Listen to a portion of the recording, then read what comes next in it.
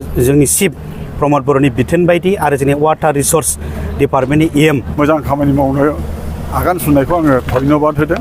हेल' रायजोफोर, आङो दायो दंफैयो जाहैबाय एकदमबारे जोंनि चिरां जिल्लानि सा ओनसोल खानामाख्रा प्रटेक्शन होननायावहाय। दा बे खानामाख्रा प्रटेक्शना दा ओरैबायदि बायनानै दङ, बे खानामाख्रा दैया गावनि लामाखौ गारनानैहाय गुबुन लामाजों थांनो दा दै सोमजोरा होननाय गामिजोंहाय गोबां गामि नांलाङो होननानै बुंदों।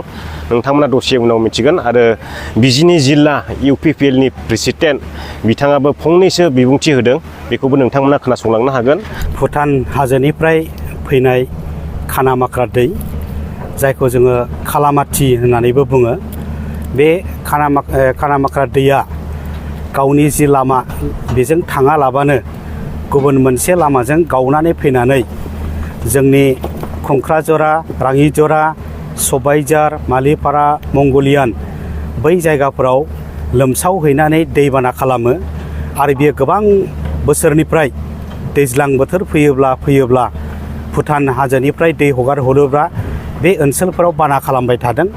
आरो बेनिखायनो दा सोलिबाय थानाय प्रमद बर'नि दैदेनबाय थानाय इउपिपिएल सरकारा थांनाय बोसोराव नङा, बै बोसोर खेबसेयाव थेफैदोंमोन, बल्डार जाबदोंमोन।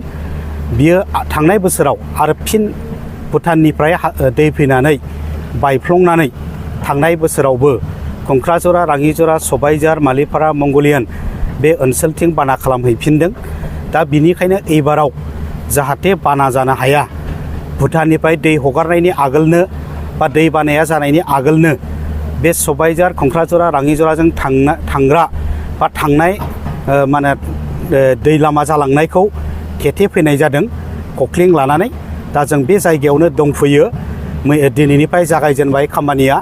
दा सानबेसे लायो जों बेखौ बुंनो हाया। जायखिजाया बे सबायझारथिं थांग्रा, खंख्राजरा, राङिजरा जों थांनाय दैनि लामाखौ दा थेगासिनो दङ।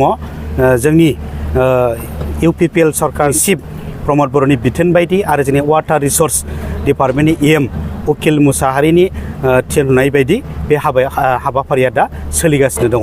दा जोङो दैया जाय लामाजों थांनांगौ बे लामाजों जों डाइभारसन खालामनानै हरग्रोगोन। सबायझार, खंख्राजरा, राङिजराजों गावनानै थांनाय बिथिंनिखौ जों होथेनानै गुबुनथिं डाइभार्ट खालामनानै हगार हरथ'गोन। बिनि उनावहाय मा अबस्था जायो बेखौ नायनानै बल्डार जाबनाय बा फेन्सिं होनायनि बेब'स्थाखौ खालामनाय जागोन।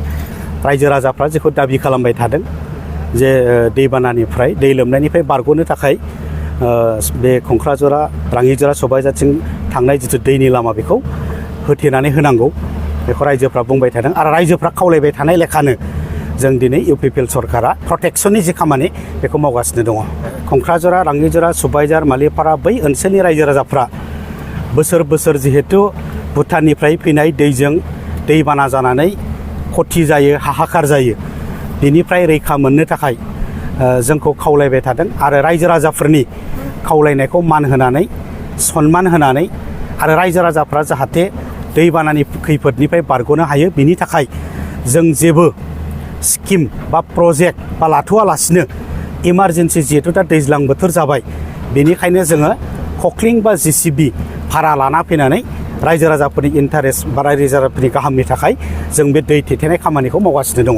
माने सिसुबारि रिलिफ केम्पनिफ्राय फरेस्टनि गेजेर गेजेर जिहेथु फैनांगौ, हाग्रानि गेजेर गेजेर जिहेथु फैनांगौ, गंसे JCB हमनानै जों लामा बानायनानै फैदों। दायो बे लामाजोंनो जों गंनै कख्लिं लाबोनानै बे दै थेनाय खामानिखौ मावगासिनो दं। दा गंनै कख्लिङा खामानिखौ मावगासिनो दङ। जे दिनै गोजोनथाव बाथ्रा, इउटिउबनि थ्रुयै आङो रायजो राजानिसिम किसुमान रायजोफोर होननाय बायदि बा जों साननाय बायदि गोसोनि खोथाखौ रायफुंनो मोननानै आङो दिनै बे माख्रा प्रटेक्शनखौ बहाय फैदों। जोंनि इउपिपिएल हान्जानि डिस्ट्रिक्ट थ्रुयै मावफैदों बा जोंनि प्रमद बर' सारानो थिनहरदों बिदि मावनो होननानै। दा बेवहायबो गोजोननाय फैदों जोंहा। थारमाने बे माख्राया दैया ओरैहाय सबायझार, सामथाइबारि जोंनि प्राइमारि आन्दाराव बेसेबां गामि दं, बहुत खथि खालायो। मंगलियान, मालिपारा बिसोरबो प्राइमारि, बिसोरनिबो खथि खालायहैयो, सिजुबारिसिम खथि खालायहैयो ओरैहाय। दा बेखायनो बे प्रटेक्शनखौ थेनो थाखाय जोंनि सबायझार प्राइमारिया आंनो निजे प्रमद बर' सारनो बहुत नारा नास्ता सिङावबो सेस्था खालामनानै बेखौ थेहोदोंमोन। आरो एबारबो बे फट' सट'जों खेबनानै प्रमद बर' सारनो खिन्थाहरनाय जादों जाहाथे मामोन दा इलाकायाव साननि थ्रुयै दा जेनेबा बे खोथाफ्राव आङो खबर लाबाय थादोंमोन बे खामानिखौ मावगोन ना मावा रायजोफ्रा आंनि सिगाङाव बुंबाय थायो बहुद दुखु गोनां बाथ्रा न' बां गोजावलांजायो बासन बर्तन थाङो मोसौ मोसा बिराद खथि जायो खेथि बाथि दा बेखौ मावाबा भबिष्यतनि थाखाय जोंहा जोंनि गरिब दुखियाफ्रा मा जागोन खेथि बाथिया जोंबो मोना जागोन बेखायनो बेखौ मावजानो लुबैदोंमोन आंनि सिगाङाव बार बार बुंबाय थायोमोन दा बेखौ मावनो आखायाव लाबाय आं गोजोननाय मोनबाय रायजो राजाफ्राबो नुनो मोनबाय आरो रायजोफ्राबो दा फैफादों आं बहुद गोजोनबाय आरो आङो दा बेखायनो नैबे खामानिया जाहाथे थब जायो आङो जोंनि डिस्ट्रिक्ट प्रेसिडेन्ट सारखौ होनदों पनिम बर' सारखौ जाहाथे गंनैल' खबलैनो जानाय नङा बिदिनो खमैयाव गंब्रैसो लानांगौ थब जानांगौ दैबाना सिगां जाहाथे बे माबाया बुरनाय खामानिया जायो दा जागोन बेखौ होननानै बुंदों जायोबा बहुद मोजां